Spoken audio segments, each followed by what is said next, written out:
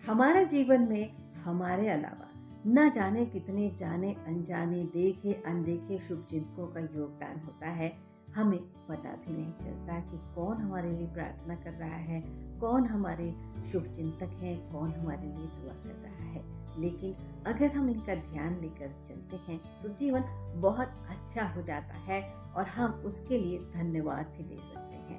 ऐसी एक छोटी सी कहानी आपको सुना रही हूँ आज मैं, आरजे नूपुर। तो सुनते रहिए मुझे हमेशा, हर कहीं, जब आपको मन हो सुनने का एक प्यारी सी बात। तो ये कहानी है एक पिता और पुत्र की। दोनों व्यापार करने के लिए दूर देश जा रहे थे, लेकिन हुआ यूं कि बीच समुद्र में एक टापू के पास उनकी नाव फंस गई और क्षतिग्रस्त हो गई। अब उन्हें रुकना ही पड़ा, क्या करते, नाव जो खराब हो गई थी। लेकिन वहां पर दो टापू थे, उसके बीच में नाव फंसी हुई थी। तो पिता ने पुत्र से कहा कि हम अब ऐसी बुरी स्थिति में फंस गए हैं ना कि प्रार्थना ही हमें इससे निकाल सकती है। तो तुम एक टापू ले लो, मैं एक टापू पर चला जाता हूँ और हम दोनों वहां जाकर प्रार्थना करते हैं।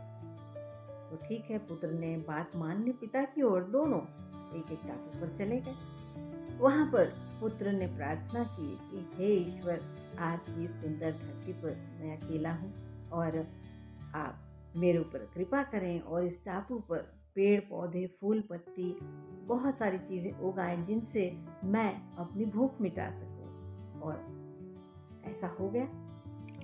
जब पुत्र ने चारों ओर देखा तो उसने महसूस किया कि ये तो बहुत बड़ा चमत्कार है, मेरी प्रार्थना तुरंत स्वीकार होगी। और इससे उत्साहित होकर उसने फिर से प्रार्थना की कि हे ईश्वर, इस धरती पर एक और सुंदर सी महिला आ जाए जिससे विवाह करके मैं अपना परिवार बसा सकूं। भी चमत्कार हो गया और एक सुंदर सी महिला प्रकट हो गई। ये देखकर पुत्र बहुत खुश हुआ और उसे लगा कि जब मेरी सारी प्रार्थनाएं स्वीकार हो रही हैं तो क्यों ना मैं इस टापू से निकलने की प्रार्थना करूं। और बस उसने भगवान से यही प्रार्थना की कि भगवान मुझे इस स्थान से बाहर निकलने के लिए, अपने घर पहुंचने के लिए एक सुंदर सी नाव प्रदान करें। और वाकई में नाव भी वहां पर प्रकट हो गई। इससे प्रसन्न होकर वो वणिक पुत्र अपनी पत्नी के साथ में उस नाव पर सवार हो गया। तभी आकाशवाणी हुई और ये पूछा आकाशवाणी ने कि क्या तुम अपने पिता को साथ नहीं ले जाओगे।